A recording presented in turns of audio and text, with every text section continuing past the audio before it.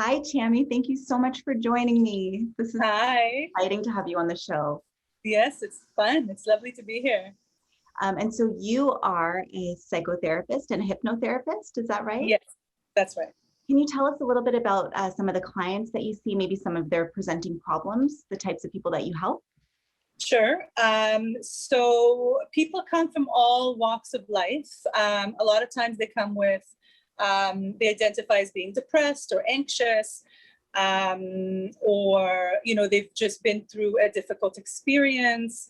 Maybe they've lost a job, maybe a relationship broke up. I like to say that there's two kinds of people. There's two reasons to bring people into my clinic. One is if the protective strategies that they've developed since childhood have become weaker and weaker gradually, and they've become more visible. So they're seeing the ways that they're maybe avoiding in their life, avoiding intimacy or avoiding connection, things like that. And so they've kind of waned over time, these protective strategies, these ways that we protect ourselves. And the other reason that brings people into my office is if something big happens. One of those things in life that kind of that separates life to before and after. Right. And it's like I was describing, so maybe it's an illness or a death or a loss of a relationship or a loss of a job, and these can be positive changes as well, but often change is experienced as loss, and we grieve it. And so these big experiences, which kind of break through those protective strategies that we have, and the protective strategies no longer work. So it's like all these old strategies that I've had over that I've developed over the years since childhood don't work anymore. And that can be really scary. And so that brings people into my office as well. So all sorts of reasons. I'm more of a generalist. And so I see people for all sorts of reasons. Okay. So tell me about these protective strategies, because it sounds really interesting. Okay. And I'm assuming you mentioned avoidance, right? So avoidance might be the common one. And so when you're talking about protective strategies, these are things that we use to protect ourselves from feeling vulnerable, from feeling hurt, excluded, things like that. Exactly. So, when we have early traumas, and we all have early traumas, we are all traumatized. And when I talk about trauma, I don't mean anything, it doesn't have to be anything really large. It can be what we call small t traumas, which could be, like falling off a tree when we're little, or walking onto a bus and not having a school bus and not having somebody to sit with. A trauma is really anything where we experience as, where we feel alone. We subjectively interpret the experience as feeling alone, feeling unprepared for the experience in some way, and helpless. Like we don't have a way to handle it. We don't have a plan, right? We feel powerless in some way. Right. So when we have these experiences when we're younger that we call traumas, we subconsciously, our subconscious mind registers them as a trauma. And one of the things that it does is that it creates a belief. Our subconscious mind likes to make sense of things. And so it creates a belief about ourselves. So it could be, I'm not good enough. It could be, I don't have control. Those are very common ones. It could be, it's my fault. It could be, I'm not important, right? It's like a categorization or a conclusion that we draw. Mm-hmm. And so that's registered in the protective program. Now, around the belief, we create protective strategies. And the sole purpose of the protective strategy is to prevent the belief from being proven as true. So if my belief is that I'm not good enough, I subconsciously create protective strategies that protect that belief from being proven true. So maybe I will not let people really get to know me, so they don't find out that I'm not good enough, right? Or maybe I will, always avoid certain situations, not take risks in life. So the belief that I'm not good enough is not proven as true, right?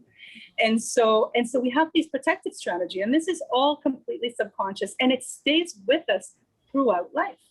Mm-hmm. And so, and then, maybe we're 30 and we have gone from one relationship to another, and, all of them haven't given us what we wanted because we've been avoiding really showing up, right? Authentically and vulnerably. And so that's what brings people to my office, right? And then so we go into, so one of the things that we do is we look at, okay, how is this pattern of behavior protecting you, right? And it's not to say that we fail in some way because, you know, we've been avoiding it. No, it's completely subconscious. It's simply a protective response of our subconscious that sticks around and it stays in the unconscious. So one of the main things I do in my work is I like to call it bringing the automatic to the manual. You know, I bring it from the subconscious. I help them bring it from the subconscious to the conscious awareness. In the conscious awareness, that's where we have choice, right? And now that's when we can change it, right? We can see what fits, what doesn't fit. Do we still need it? Do we not still need it? Maybe we need it in some situations and not other situations. We have more control. That's amazing. Right. That brings up, and I'm sure for the viewers at home, right, that brings up so much. You think, oh yeah, this thing that I've been stuck with, this thing I haven't been able to do. Yes, I've been protecting myself. Yeah, so we can avoid, we can have, you know, we can protect ourselves by avoiding things. We can protect ourselves by getting really aggressive, right? Sometimes we protect ourselves by getting overly attached, right? Because maybe we're protecting ourselves from a feeling of being alone or a fear of being abandoned, right? So there's many, many ways that we can protect ourselves. And one of the ways that you can kind of know if you're protecting yourself is by just kind of sort of scanning your life and seeing if there's any patterns, if there's any similar feelings that you have in different types of relationships, similar roles that maybe you kind of find yourself playing in different types of relationships, you know, like the helper, the fixer, the pleaser, the aggressor, you know, those sorts of things. And if you want to change that, right? If you're enjoying today's episode of the Get Happy Show, and if you want more tips and tools on how to feel better every single day, please be sure to hit that thumbs up button and subscribe. So let's say, you know, as you're talking about these protective strategies that some of our viewers are thinking, you know, oh my goodness, yes, I can see that I tend to avoid, or I tend to feel unimportant, or I tend to try to fix everything and try to make myself more important. So if they've noticed that there's this pattern in their life for the last, you know, 30, 40 years, what's kind of a first step that someone could take to, especially if they notice it's getting in the way of their happiness, right? Like there's something that I'm trying to and get. It always does. Yes. Because the funny thing about the protective strategies, they always end up creating the thing that they are trying to prevent. Oh, tell me more about that. Well, so if my belief is that I'm not good enough, yeah, and the protective strategy that is there to prevent the belief from coming true, from being proven as true, if the protective strategy is that in order for that belief to not be proven true, I will not allow anybody to really get to know me. What becomes the experience of that, of 40 years of not letting people get to know us? I feel I'm not good enough. Yeah. Does that make sense? Absolutely. Can't connect, can't isolate it. Yeah. Nobody likes me. Why? Why can exactly. I not? I'm not good enough. Exactly. So that always happens. Always happens. Okay. So to answer your question, the first thing is to recognize, right? It's to recognize that it's not just random. It's not just that people are mean to me. It's not just that, that it's to recognize that the common denominator is my experience. The common denominator in all these experiences is my own experience, right? Of maybe not being good enough, right? So it's like, so sort of scan your life and, do you have these common experiences in your life? Do you find yourself in those roles all the time, like at work, at home, with friends, with partners? So that's your first clue that there's an underlying subconscious program that is being activated. Mm-hmm. And I guess once you've recognized that, you're halfway there. Okay, right? Good news. Yeah, because you've gone from being unconscious to being conscious. Right. Right.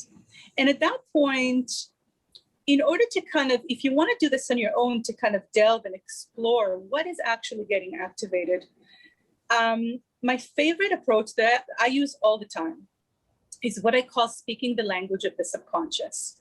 And it's a type of meditation. It's a type of more active meditation where your whatever experience you have in life, you can think about an argument that you have, or you can think about maybe an anxiety that's kind of been with you all week, and you want to kind of activate it. So you want to get it really up. So really make it sort of, think about it. Why is it so upsetting? And get it sort of really loud, and then notice where you feel it in your body.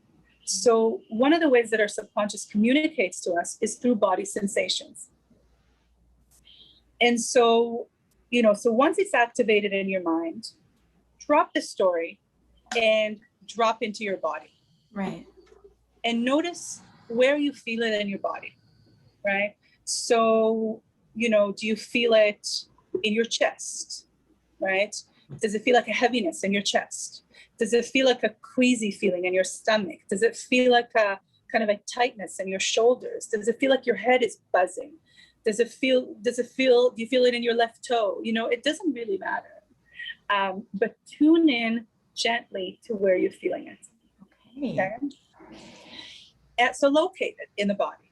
Mm. Now notice what it feels like. What is the physical sensation of it? So like we said, is it a heaviness? Is it a tightness? Is it a buzzing? Is it a pulling? Anything at all, right? So what is the physical sensation of it? Then you can ask yourself, as you're tuning into it, this is a gentle kind of tuning in exploration, right?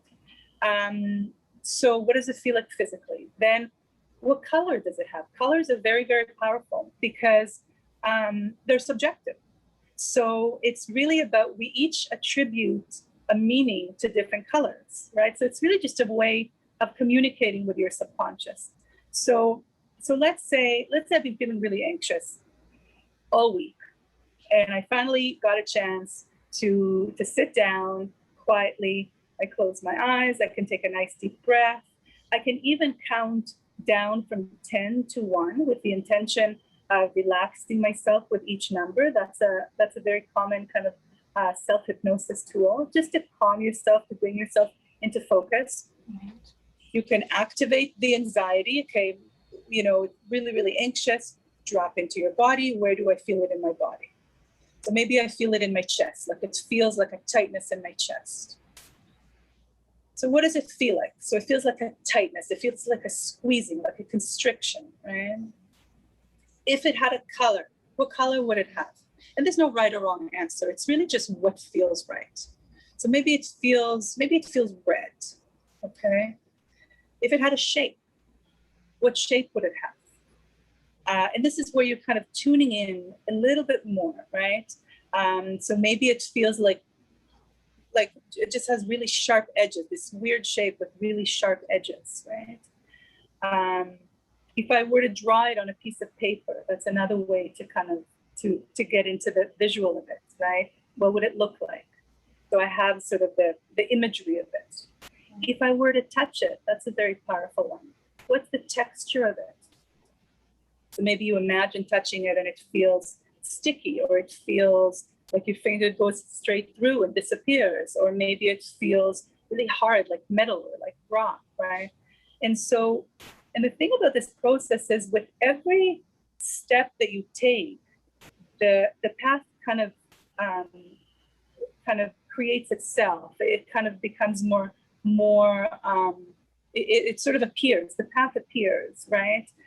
Because you're speaking the language of the subconscious, and so with each aspect that you're uncovering, you sort of you understand it more. You get a different experience of this anxiety that you started off with, right? Yeah. So you're getting these you're doing this kind of multi-sensory exploration within, with a gentle curiosity. And a lot of times it just makes sense. Like there's these aha moments. Sometimes a memory might appear, right?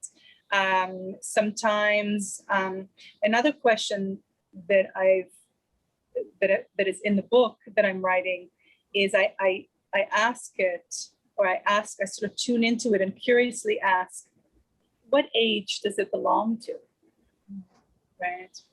And so, and often what happens is people like either will get a number and pop into their mind, or they'll get an image of themselves at a certain age. You can also ask what age, and it might be a number of ages, right? And so then I would ask, okay, what age am I more drawn to right now? And then what I would do is I would bring up an image of myself from that age. And then I would do some work with her, because this kind of brings us to, to what we were talking earlier before we started about the relationship within the self, right? So essentially what you're accessing is you're accessing a younger version of yourself that is holding some pain, right? That is at the center of the protective program, this protective programming, right? And then you can work with her. You can get curious about her. You can use what I call in my book, the completion dialogues, which is a series of dialogues of really just kind of holding space for her and allowing her to complete the motion and emotion, as I call it, to complete kind of the cycle of each emotion that she feels, right? Really just to feel her feelings, right? Without the fear of making somebody upset or, overwhelmed and so that's really kind of my go-to. I hope that makes sense. Oh my gosh. Yeah, no, I'm processing it all right now. So you start with this general sense of, okay, I feel anxious. I've been feeling anxious all week. What's going on? And so many of us can just stay stuck there, right? I just feel anxious. I don't know what's going on. Maybe it's this. We get stuck in a story. Yes. Oh, it's right. And so then our mind is just kind of going on and on and on about that. But what you've done is you've taken that anxiety and you've actually made it a physical thing. It's like now it's no longer just taking over my whole being. It lives right here in my chest. It looks like this. It feels like that. This is the color. Yeah. And then you attach it actually to, oh, it's actually this unhealed part of myself from when I was young, who was never able to feel her feelings, was never able to, sorry about that noise. That's okay. In walls. So then you take it to this unhealed part of ourselves and give that part of ourselves an opportunity to be heard, to feel, it's almost like reparenting, right? Reparenting that part of ourselves. Exactly. And it's reparenting with, it uses the approach of co-regulation. So I'm not going to the part, so there are many strategies, wonderful strategies where what we call inner child work sometimes, right? Where we go and we resource the child, and so we might help her with self-esteem, or we might help her with repair relationships with other people, maybe parents, things like that. But this particular approach that I've developed is based on what we call co-regulation. And so we essentially are allowing her to do the rise and the fall of the feeling with complete trust that each feeling has its own natural ability to rise and fall. When I was developing this approach, I was kind of thinking about, it came from an experience, my personal experience that I had, that I was the same thing as actually we were describing. I was feeling really anxious one week, and I sat with it. And as I was speaking the language of the subconscious, I was kind of going into my body and exploring it. This image of myself when I was 14 popped up. And that was a time when we had just moved to Canada from Israel. My family had just moved here. It was a really, really difficult time. And my mom had gone back to Israel to take care of her own mom. And so in this image, I was kind of sitting at the bottom of the stairs and just kind of looking at the floor, hunched over and looking at the floor. And my mom had called, she was on the phone, and she wanted to speak with me. She had been calling every day, and I didn't want to speak with her. I was really angry with her. I was really angry with her because when I was angry with her for going back to Israel, which I really wanted to be back there with all my friends and my family. I was angry with her because when we moved to Canada, she was really struggling, and she sunk into depression essentially. And so I was really angry with her for being depressed and for what I thought was she was being weak, and we needed her to be strong. And I was, I was 14. So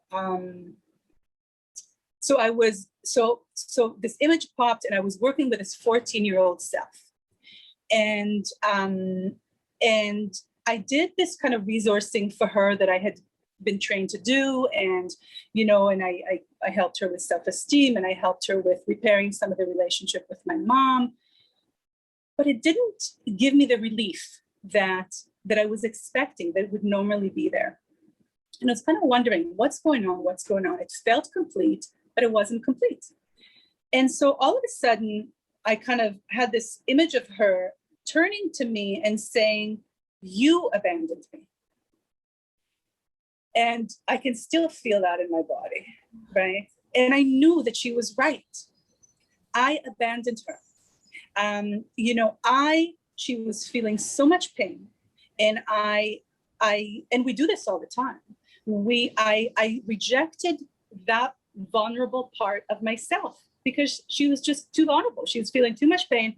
I needed to kind of keep moving. I needed to belong in this new country. I needed to, start making friends, find some boyfriends, that sort of thing. Mm-hmm. And so I completely rejected that vulnerable, hurt part of myself. And she remained fractured. She remained fragmented, right? And that's actually kind of the story of how I started to develop this new approach of working with her and allowing her to complete her own emotions, right? And one of the things that happened is when I was because, so all of a sudden I heard this voice inside my head at the time saying, "Stay with her, stay." Because I wanted to resource her. I wanted to keep doing that. I wanted to explain to her, I felt for her. I wanted to explain why I abandoned her, that I didn't mean to abandon her, all those things. And then I heard this voice saying, stay with her. And it was so quickly, but then I was thinking about my own kids, and I was thinking about kind of all the times that they had a difficult emotion.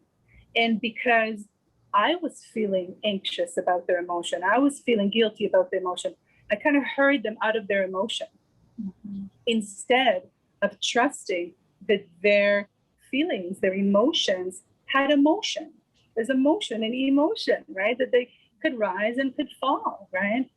And so that kind of all came together, and I started to work with her, with this 14-year-old, in my mind, of course, to just allow her to complete her own emotions.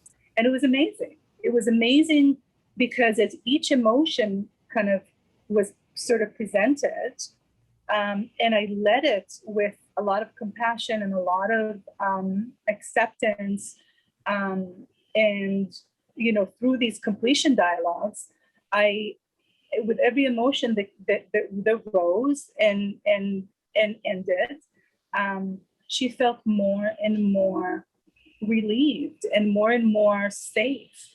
And eventually, when there was no more kind of emotions, where she was just feeling good and our relationship was feeling good, I kind of just intuitively asked her, from my experience in spiritual hypnotherapy, I asked her if she wanted to reintegrate. And she did. And so I just sort of visualized her turning into kind of a ball of silver light and reintegrating back into my body, merging back into my body. And it was an amazing experience. It was like a piece of me had returned. And so And so, of course, excitedly, I kind of went and I practiced this with my clients, and like, what if we do this, and what if we do this, and maybe this, and develop these completion dialogues. And the clients too were just, they had these profound experiences, and it was just so awesome. That's so beautiful. Thank you for sharing that story. That's really like, it's so relatable, right? So relatable, especially the part about just ignoring ourselves, shutting ourselves down, saying, this is too much. And oftentimes we had that kind of modeled for us, right? Like, your emotions are a little too much for me to handle right now. You need to figure that out. So we can start to feel really uncomfortable with our emotions. And so, for people that are thinking, okay, well, how do I feel my feelings? How do I, this emotions have motion, but how do I move through it? Can you give us some kind of, maybe a way of looking at it where we know if we're actually feeling our feelings and allowing the emotion to kind of pass through? So what we often do is that really emotions have a life of 90 to 120 seconds tops, each emotion. But the reason that they sometimes stay longer, sometimes like a whole lifetime, is because so the emotion starts, right? And you can feel it in your body, it starts, and then we stop it because it's too painful or it's intolerable. Or what we do is we have an emotion about the emotion. We have a judgment about the emotion, right? And then that carries its own kind of chemicals, that sends the message to the brain to release its own chemicals. So if I'm feeling sad, and for some reason it's not because of my previous programming, it's not okay for me to feel sad, then I might feel shame about the sadness, and then I'm just feeling shame, right? And maybe I'm feeling shame, and then that kind of takes me into its own cycle, and then maybe I can't get out of the shame, and so I'm feeling panic, maybe, so it's like, so that's how the emotions continue, right? So one of the main things is to notice, it's to allow ourselves to feel what we're feeling. So this is not so much a tool, but it's more of an approach to I call it to ride the waves of the feeling, to ride the wave of the emotion, right? So whatever emotion is there, it's perfectly fine to have emotions. Emotions have a purpose. They come to us, they come in so that to give us a message, some sort of a message, and then they release, right? They're an experience that we have. It's really when we kind of find ourselves stuck in a certain repetitive emotion, or or we're repetitive emotion, or where it lasts for a long time, that we can say, okay, what's actually going on here? But really, we have all sorts. We're meant to have all sorts of emotions throughout the day, right? So that's kind of one thing, is to allow the feelings to be there, to kind of get in the habit of riding the wave of the feeling or the emotion. And so that might look like, sadness comes up or something like that. And at that point where we might start to judge ourselves, and we might say, this is intolerable, just get over it. We can maybe notice that we're doing that, and then say, okay, noticing is a big part. Yeah. And then say, I'm going to take a step back. I'm going to let this pass, because Tami said it's only going to take 90 seconds tops. Exactly. So let's see how this goes. And then you kind of, you sit with it. You sit with it, and you say maybe something like, it's okay to feel sad. Or I notice I'm feeling sad. Like I often think about what I would do with my toddler. I would kind of name the emotion, right? I would say, oh, sweetie, it looks like you're feeling really sad right now. And that makes sense. Yeah. I would be feeling exactly. Right? Exactly. Okay. That's co-regulation. Okay. Right? You're not trying to take the sadness away, No. right? You're not trying to rush him past the sadness, right? Or her. You're acknowledging the sadness. You are validating the sadness. and you're allowing the sadness to be there. You're not getting scared by the sadness, right? A lot of times what happens is when us as parents kind of get scared by the kids' feeling, and that happens. Yeah. It's not a failure in any way, you know, it happens all the time because we're human beings, right? So that's when, if we feel kind of scared, that's when, you know, the feeling gets stopped, right? Oh, me feeling sad makes mommy scared. Then I'm not going to feel sad. That's where we start to develop these, it's not okay to be sad, right? Oh my goodness. Yeah.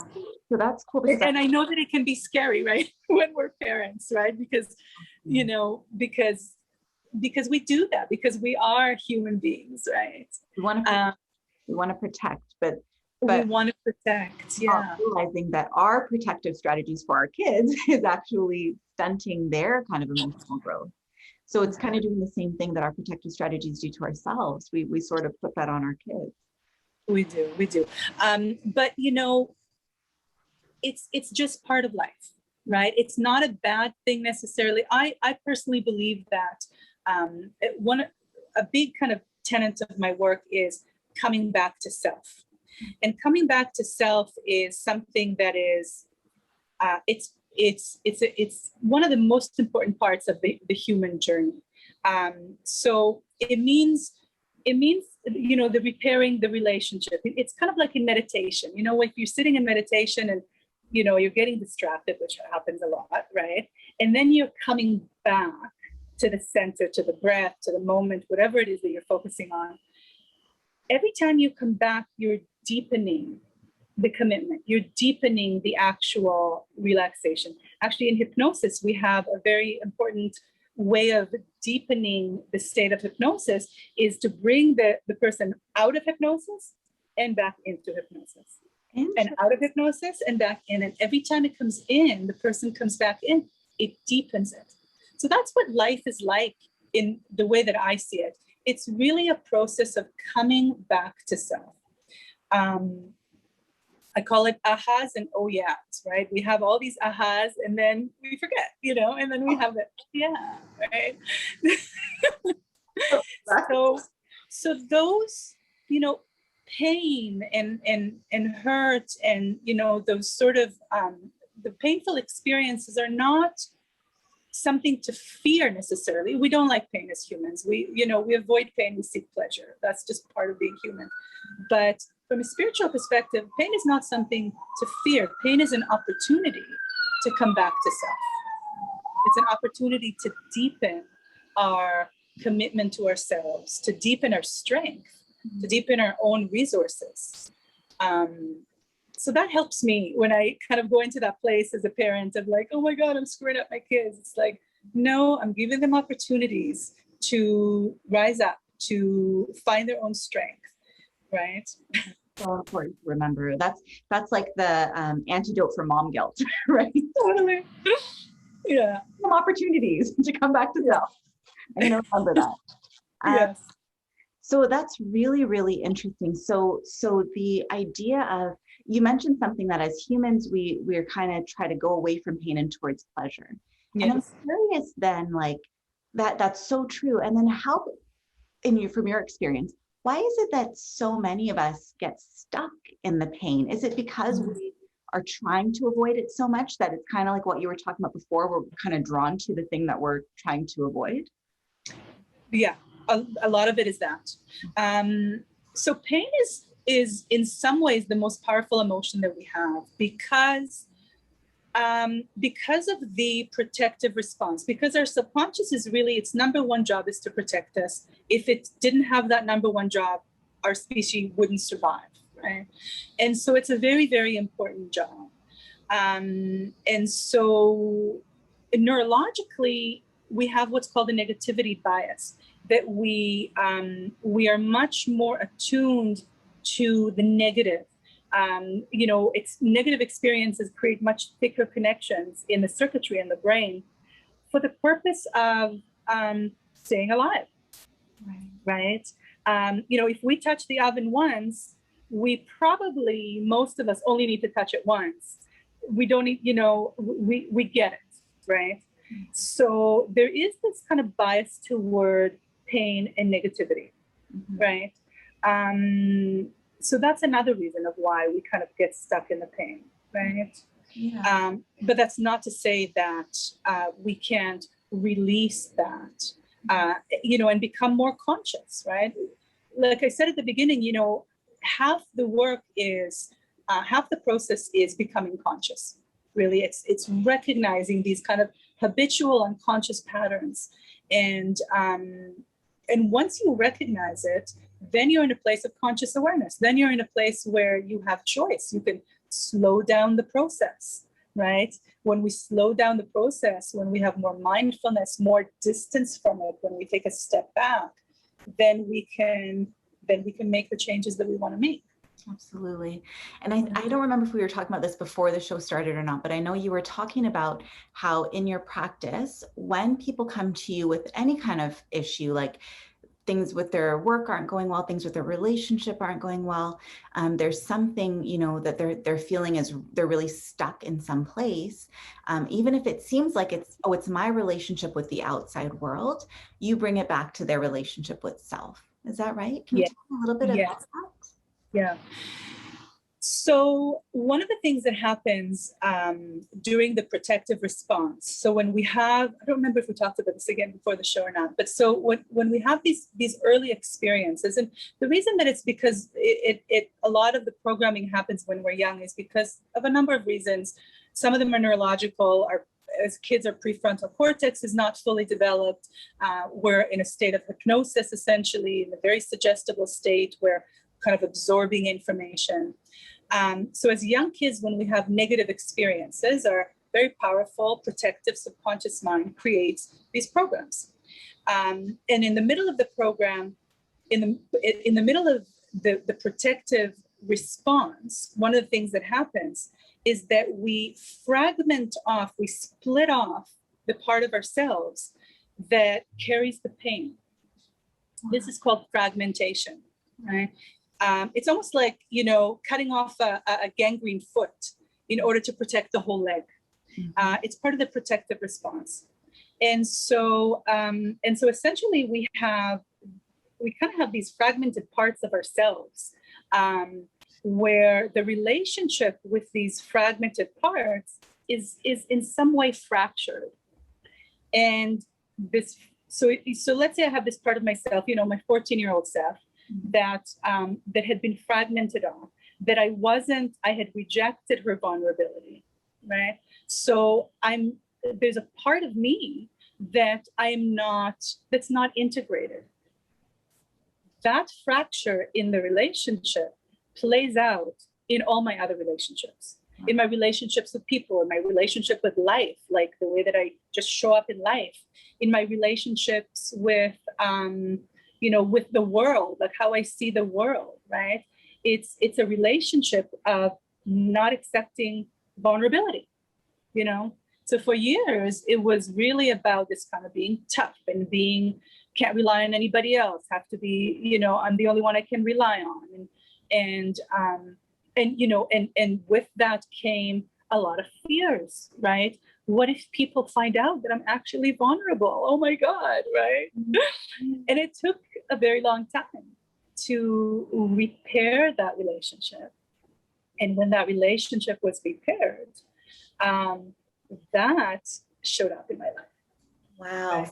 Because I was accepting the part of myself that was vulnerable. So I could be vulnerable. I could do something like this, which was not possible, many years ago. Wow. So that makes it so real, right? Like I can really see that. Yeah. Kind of cutting yourself off from anything that makes you seem vulnerable, healing that part of yourself, helping her to feel her emotions, helping her to know it's okay, then helps you to know it's okay in your current state, right? It's okay. It's okay to feel vulnerable. I can feel it. I'll survive. That's right. And the other piece, I call this the mirroring effect, is that, so essentially I was changing a program. I was reprogramming an early program by doing that, when you do that, right? And it's these early programs that really play out in our lives and in our relationships. Really, the external reality is sort of the arena where we play intrapersonal conflict, right? So if I have an interpersonal conflict with a 14-year-old where I'm not accepting a part of myself, that's going to play out in my relationships, where not only am I not going to show up, or I'm going to be scared of showing up as vulnerable, but I'm going to be, I'm not going to accept vulnerability in other people. Other people's vulnerability is going to upset me, irritate me, scare me, depending on who they are in my life, right? Right. So if that conflict is no longer there, it doesn't show up in my life. I don't manifest it in my life. I don't attract those scenarios and those people and those situations that, as we do, that kind of fit into that previous puzzle piece, right? I attract the people and situations and scenarios that fit the new puzzle piece, right? Which is, it's okay to not be in control all the time, right? It's okay to make mistakes. It's okay to be vulnerable, right? And not to say, I don't want your viewers to think that I've completely let that go. It's an ongoing process. It's an ongoing journey. This sort of work is an ongoing journey. It's those ahas and oh yes, right? Yes. So it goes from this place of avoiding anything that makes you feel vulnerable without really knowing that that's what you're doing, but kind of putting up blocks, self-sabotage, things like that, to a place of, oh, it's in your conscious awareness. You've consciously worked with that part of yourself. You've healed that part of yourself as best you can. And then when it comes to situations that make you feel vulnerable, it's kind of like recognizing, oh, there's that feeling. Now I know what it is, and I know that it's okay to move through it. So you're kind of like, you have that awareness, and then you kind of talk yourself through it type of thing. Absolutely. And so one thing that happens is that, first of all, those kind of huge, what before would be like this big shame response would maybe be like much smaller, right? Or sometimes not at all, right? So not where everything would sort of activate it, but much less things would activate it. And it wouldn't be as big. It wouldn't kind of hit as deep, right? And when it's not so big, like what happens is when the shame response, for example, is so big, it takes us into a fight or flight or freeze mode, right? And that creates like a different response. That's, if you even think about it, like if you have kind of a small shame response, because whenever you have, this experience, the brain releases this cocktail of chemicals into your body, right? I mean, we all know those chemicals. It feels like maybe like yucky in the body, right? And so if I have a small shame response, it's just a little bit of those chemicals. If I have a large shame response, it's a lot of those chemicals. It literally takes longer to release those chemicals, to let them flush through you, right? Sometimes you might even get stuck in kind of this, how we get into these looping things where we go like maybe a few days or even a week or even longer repeating that same scenario in our mind, So it kind of gets us in that. So once you release those fractures in the internal relationship, it doesn't take you to that point where those kick in, right? It's just like much more manageable, much more digestible emotions, right? And then it helps you. And then when it's smaller, you can actually ride that wave a little bit easier. So exactly. So whereas before you'd healed that part of yourself, it might have felt intolerable and you would have kept just shutting it off. Now you've healed that part. You've understood that you can feel that emotion and it's okay. And the wave gets smaller and more manageable, so you can ride it easier. That's right. That's right. Yeah. I'm imagining I have so many friends and clients and people who talk about perfectionism, and I'm just kind of imagining that part, like how when you mentioned, oh, it comes out in all your relationships, like you feel like when you're talking about vulnerability, I didn't let myself be vulnerable and I wouldn't stand it in anyone else. I can see that like being a very common thing where it's like perfectionism. Yeah, I have to be perfect and my kids have to be perfect, or my husband has to be perfect, or whoever, right? Absolutely. It's like the Jungian concept of the shadow. It's like the things that upset you more, that aggravate you most about other people, are the things that you least accept about yourself, right? So that's the mirroring effect, essentially. Wow. So I love hearing about this, and I'm just mindful of the time. I'm not sure if you have clients coming up. It's been almost I an do hour. actually. Okay, so we'll wrap this up. But thank you so much, Tami. This was so enlightening. I love hearing about this process that you came up with, and through your, 20 plus years of experience, right, as a counselor and a hypnotherapist.